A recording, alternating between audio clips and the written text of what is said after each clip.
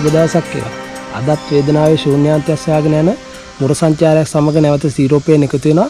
අද ඇවිල්ලා ඉන්නේ මහනුවර ඉන්න කට්ටිය වුණත් වැඩිය දන්නේ නැති මහනුවරට ඉතාම ආසන්නයෙන් තියෙන උඩවත්ත කැලේ රාජකීය වන උද්‍යානයේ නරඹන තමයි අද ඇවිල්ලා ඉන්නේ. මේ වන උද්‍යානය ඉතාම ඓතිහාසික සහ ස්වභාවික අතින් ඉතාම වැදගත් වන උද්‍යානයක්. අදත් එහෙනම් සොඳුරු මුර සංචාරයක් සමග සීරෝපයෙන් එක රැඳිලා ඉන්න කියලා ආරාධනා කරමි. ගමනේදී හම්බෙනකන් එහෙනම් ඕගොල්ලෝ හැමෝටම ජය වේවා කියනවා. වීඩියෝ අවසන් වෙනකන් රැඳී ඉන්න කියලා ආරාධනා කරනවා.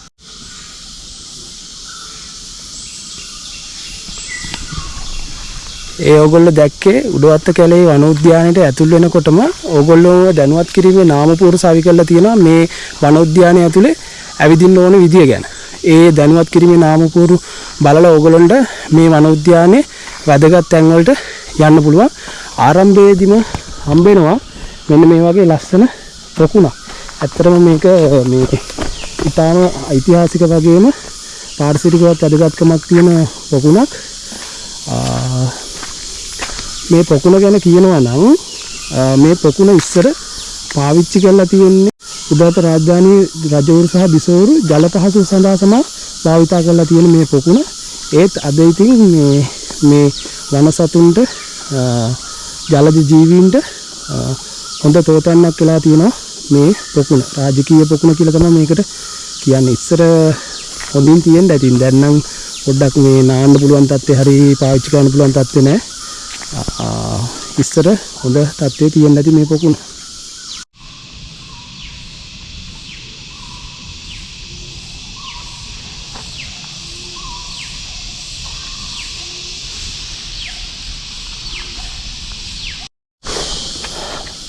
මම ආරම්භයේදීම පාරවල් දෙකක් තියෙනවා. දකුණට සහ වමට යන්න පුළුවන්. මම මේ පළවෙනිට වම් පැත්තට ආවා. වම් අතට පැත්තට තියෙන පාර දිගේ ආවා.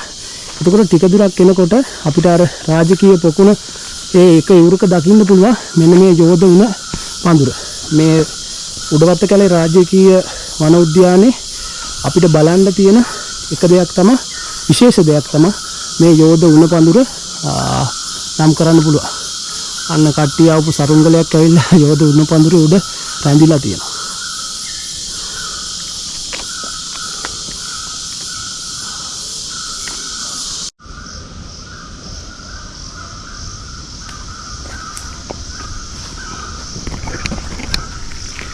ඒ ඕගොල්ලෝ දැක්කේ මේ රාජකීය වන උද්‍යානයේ තියෙන යෝධ පුස්සලක්. මේ රාජකීය වන උද්‍යානයේ තව ඒ වගේ යෝධ පුස්සල් කීපයක්ම තියෙනවා. අපි ඒ දේවලුත් බලන්න යන්. බලන්නකො මේ පරිසරයේ සුන්දරත්වය. මේක තියෙන්නේ මහනුවර නගරයට ඉතාම ආසන්නයි. ඒ කියන්නේ මහනුවර නගරයේ නගර සභාව ගාවේ තියෙන පාරේ, ඇතුළු පාරෙන් නැත්තම් දලදා තපෝවන පාරෙන් මේ රාජකීය වන උද්‍යානය ගාවට එන්න පුළුවන්. ඇත්තටම මේක තියෙන්නේ මහනුවර නගරයේද කියලාවත් හිතා ගන්න බැරි තරම් මේක නිසල්මන් හරිම නිස්කලංක පරිසරයක් තියෙන්නේ. අපි මේ වනාන්තරයේ අද දවසේ ගත කරමු. මේ වනාන්තරය ගැන විස්තර තොරතුරු ඔයගොල්ලන්ට මම කියනවා. ඒ දේවල් දැනගන්න පුළුවන් වීඩියෝ එකේ ඉස්සරහට. දැනට බලන්නකෝ මම මේ ඇවිද යන පාරේ ලස්සන.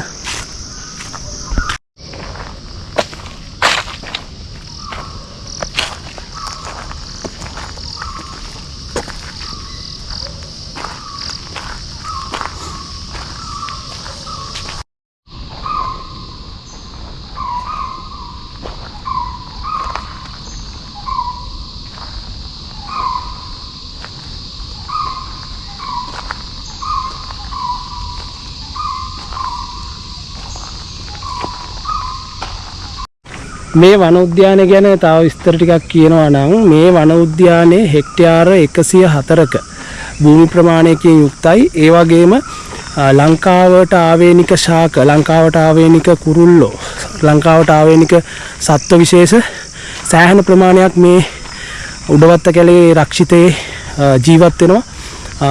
ඊට අමතරව මේ උඩවත්ත කැලේ රක්ෂිතයේ තියෙනවා මහනුවර නගරයේ නැරඹුම් මධ්‍යස්ථානය. ඒ වගේම භාවනා යෝගීව භික්ෂුන් වහන්සේලා වැඩ සිටිය කුටි කීපයකුත් මේ ලෙන් විහාර කීපයකුත් තියෙනවා මේ උඩවත්ත කැලේ රක්ෂිතේ.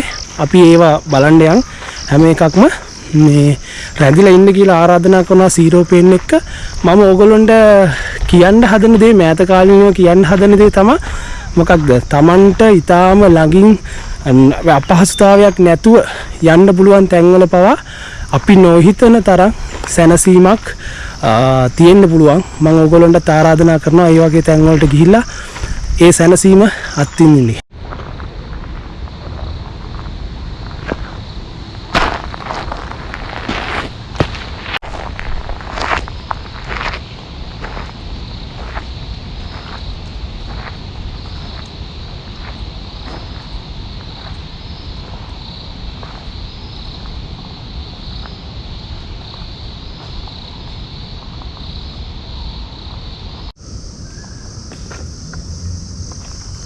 බලන්නකෝ මේ බංකුව තියෙන තැනේ ලස්සන.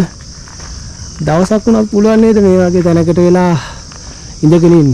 හිතන්න මෙතන වගේ තැනකට වෙලා පොතක් කියවන්න තියෙනවනම් නැතත් මේ පරිසරය දිහා බලාගෙන ඒ ඇහෙනවද? වටේ පිටේ හොඳට සවන් දෙන්න බලන්න. රැහැයියෝගේ ශබ්දය ඇහෙනවා, කුරුල්ලෝගේ ශබ්දය ඇහෙනවා. මේ වගේ තැනකට වෙලා වරුවක් දවසක් ඉන්න තිබ්බනම් මොන තරම් සැනසීමක්ද? අපි මේ සුන්දර මාවත් දිගේ ඇවිදගෙන යනවා. බලන්න මේ වෘක්ෂලතාවල විශාලත්වය. මේවා ඇත්තටම ගොඩාක් පැරණි වෘක්ෂලතා නෙවෙයි. මොකද දන්නවද? මේ වනාන්තරයේ කාලෙකදී කපලා ඉවත් කරලා ඊට පස්සේ හැදිච්ච ගස් කොළන් තමයි මේ දැනට දකින්න හම්බ වෙන්නේ. මේ උඩවත්ත කැලේ රක්ෂිතේ පාරිසරික වටිනාකමින් වගේම ඖෂධීය වටිනාකමකින් යුත් ශාක විශාල ප්‍රමාණයක් තියෙනවා. ඒ වගේම මේක ශීරපායින්ට වගේම ලංකාවට ආවේනික කුරුල්ලොන්ට, සමනලුන්ට, සර්පයින්ට, කටුස්සන්ට හොඳ තෝතැන්නක් තමයි මේ රාජකීය වන උද්‍යානය.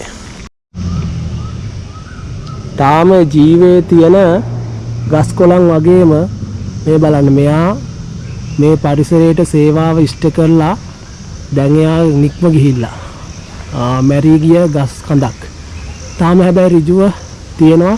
තාම හරහා වැටිලා නැහැ. මේ ජීවේ තියෙන ගස් කොළන් දහසක් අතර ඒ වගේ අයත් තාම මේ උඩවත්ත කැලේ රක්ෂිතේ ජීවත් වෙනවා.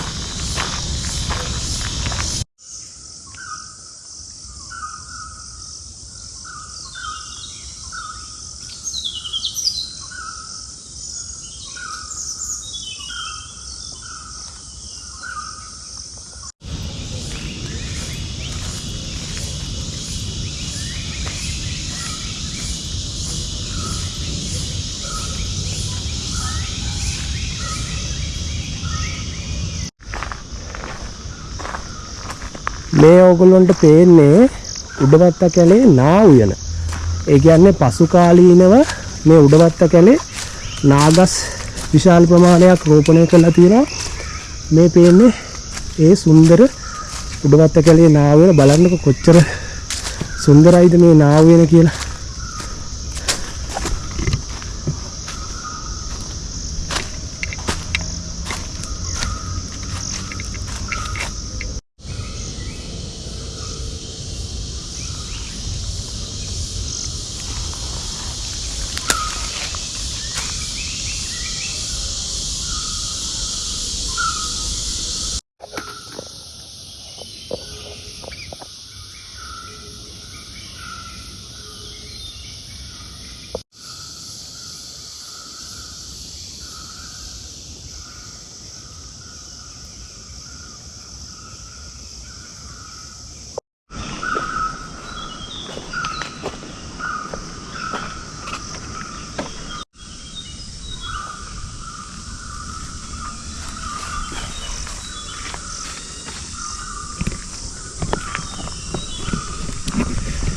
මේ තියෙන්නේ රාජකීය වන උද්‍යානය. නැත්තම් මේ උඩවත්ත කැලේට උඩවාසල වත්ත කියලාත් කියනවා.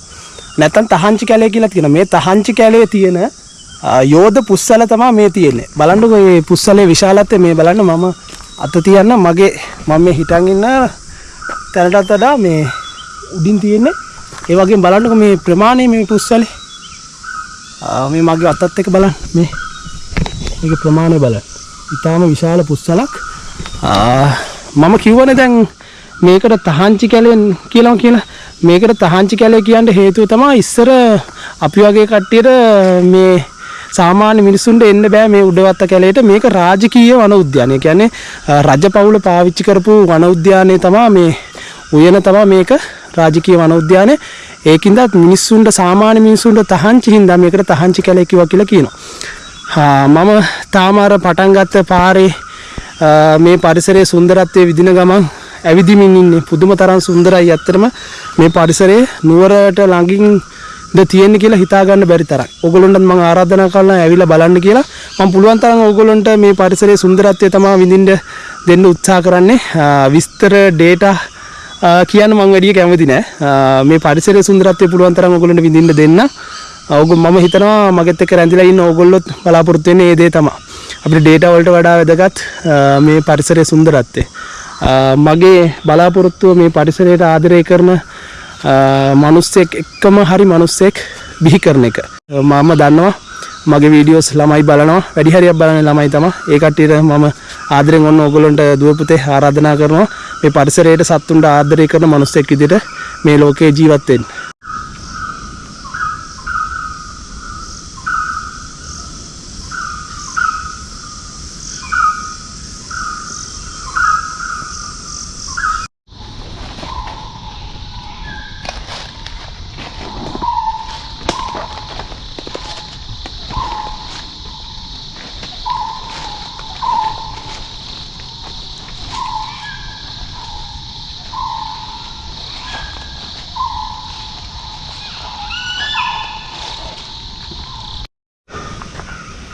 මේ සුන්දර පරිසරයේ ඇවිද යන ගමන් ඕගොල්ලෝ මේ පරිසරයේ සුන්දරත්වය විඳින්නකෝ.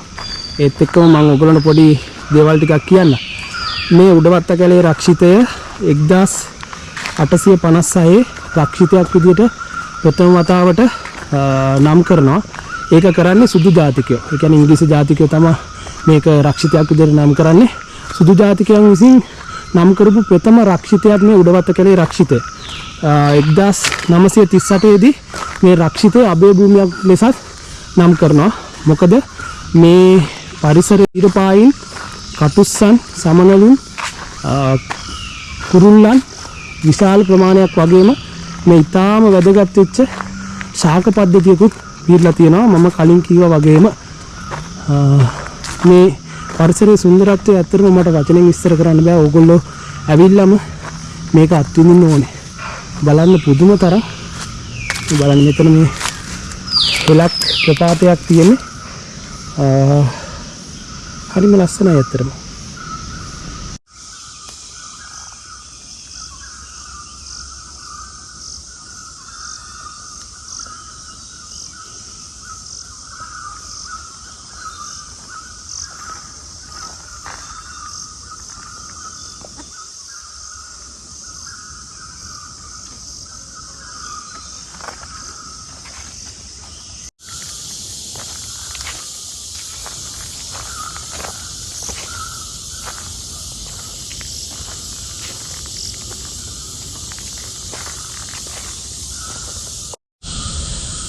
දැන් මම මේ අර කලින් කියපු චිත්ත විසුද්ධි ලෙන නැත්තම් මම කලින් කිව්වේ මේ භාවනා යෝගීව භික්ෂුන් වහන්සේලා වැඩ හිටපු ලෙන් කීපයක් තියෙනවා කියලා.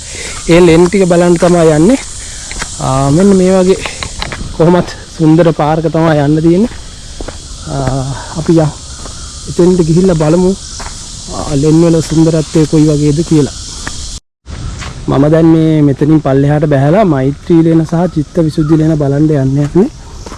කැලෑව අතරමැදින් යන්න තියෙන්නේ පල්ලමකට බහින්න තියෙන්නේ. ගිහිල්ලා බලමු නේද?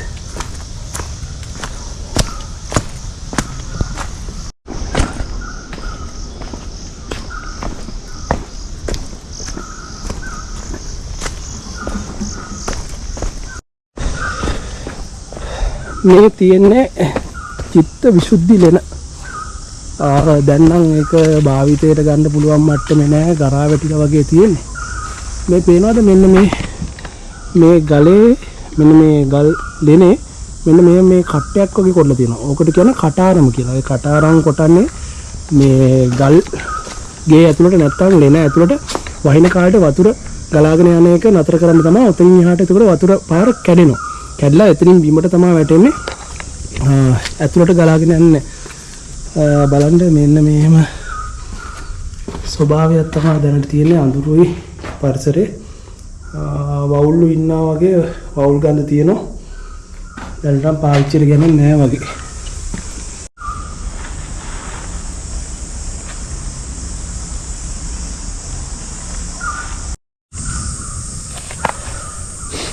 සයිකල් ට්‍රැක් මේ උඩවත්ත කැලේ ඕගොල්ලන්ට ඕන නම් මේ ෆුට් සයිකල් පදින්න ට්‍රැක් එකක් තියෙනවා.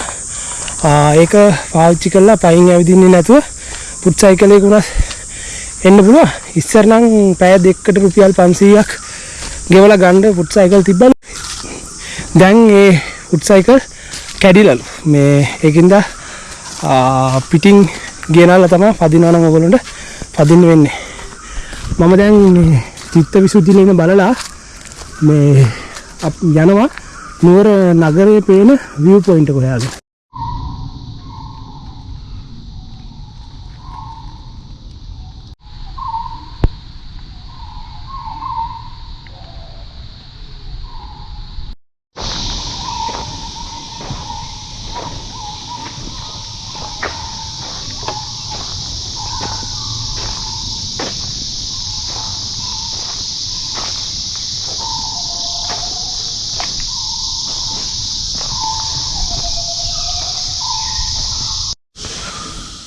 උඩවත්ත කැලේ ජාතික වන උද්‍යානයේ ඇවිදිනකොට ඕගොල්ලන්ට මෙන්න මේ වගේ මහන්සියට විවේක ගන්න තැන් මේ රක්ෂිතේ පුරාවටම හදලා තියෙනවා.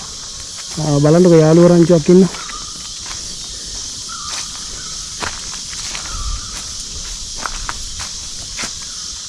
යාළුවා පොඩ්ඩක් බයයි. ඒගොල්ලෝ කෑම හොයනවා. එක එක ගස්වල ගෙඩි කනවා. ඒවට අමතර කොළ පහුරු ගාලා කොළ ඇස්සේ තියෙන එක එක දේවල් කනවා.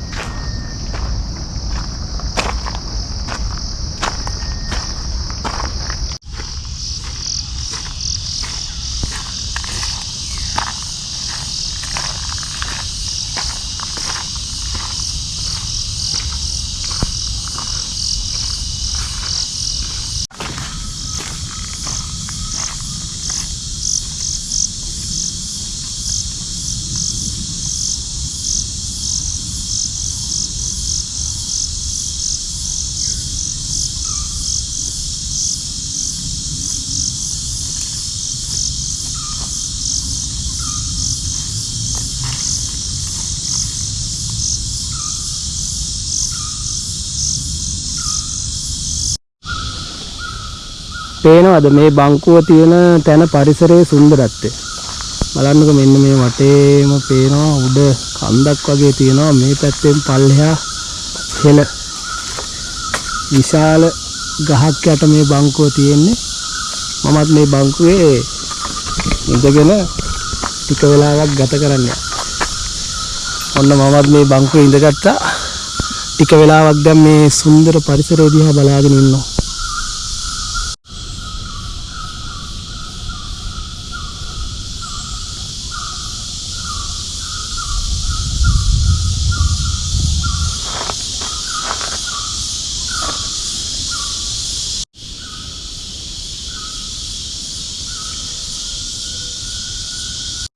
මම මේ යමින් ඉන්නේ අර උඩවත්ත කැලේ තියනවා කියපු මහනුවර නගරය නරඹන්න පුළුවන් නැරඹුම් ස්ථානය බලන්න.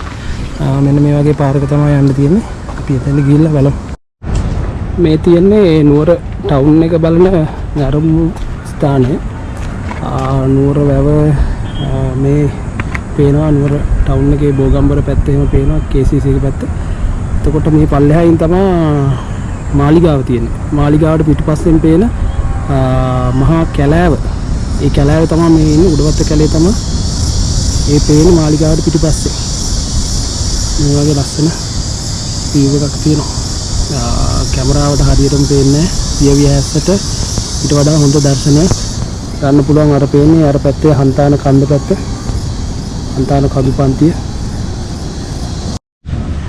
මම ඉන්නේ උඩවත්ත කැලේ තියෙන තොරතුරු මධ්‍යස්ථානයක. ඒ තොරතුරු මධ්‍යස්ථාන තමයි මේ උඩවත්ත කැලේ උද්‍යානයේ අනුරුවක් හදලා තියෙනවා මේ අපිට බලන්න. ඒ වගේම මේ විස්තර අනුරුවා අම්බාවේ අමතරව තියෙනවා නපස් සංරක්ෂණ කලාවක් තියෙනවා. හඳුන් දිවියකේ ළමයික් තියෙනවා. හඳුන් දිවිය සංරක්ෂණය කරපු හඳුන් දිවියක ඉන්නේ මෙතන ඉන්නවා අඳුන පොළේ. ඒ වගේ තොරතුරු මධ්‍යස්ථානයක් මෙහි තියෙනවා. ඔයගොල්ලන්ට ඕන වෙලා බලන්න. මේ තියෙන්නේ මොකක්ද කියලා දන්නවද? මේ ලොකු ගහක් එයාගේ ජීවිත කාලය අවසන් කරලා මියදිලා හරහා වැටිලා. මේ ගහේ මූල පද්ධතිය තමයි අපිට මේ දකින්න හම්බෙන්නේ.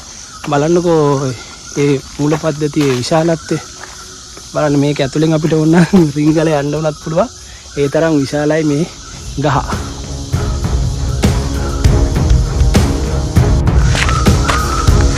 තවත් වේදනාවේ ශූන්‍යාන්තය සොයාගෙන යන මුර සංචාරයක් මේ විදිහට උඩවත්ත කැලේ රක්ෂිතේ ඉඳලා අවසන් වෙනවා. මම හිතනවා ඔයගොල්ලෝ මේ ගමනත් සුන්දරත්වය අත්විඳින්න ඇති කියලා. ඔයගොල්ලෝ පරිසරයේ නිදහස් බව අලංකාරයේ විඳින්න ඇති කියලා මම විශ්වාස කරනවා. ඒක තමයි මගේ එකම ප්‍රාර්ථනාව. ආදරෙන් ආරාධනා කරනවා මගේ channel එක subscribe කරන්න කියලා. යාළුවන්ටත් බලන්න share කරන්න කියලා. ඔයගොල්ලෝගේ අදහස් comment කරන්න. channel videos එක like කරන්න. එතකොට නැවතත් වේදනාවේ ශූන්‍යාන්තය සොයාගෙන යන මුර සංචාරයකින් හම්බෙනකම් හැමෝටම ජය වේවා කියනවා. එහෙනම් මම අදට නතර වෙනවා.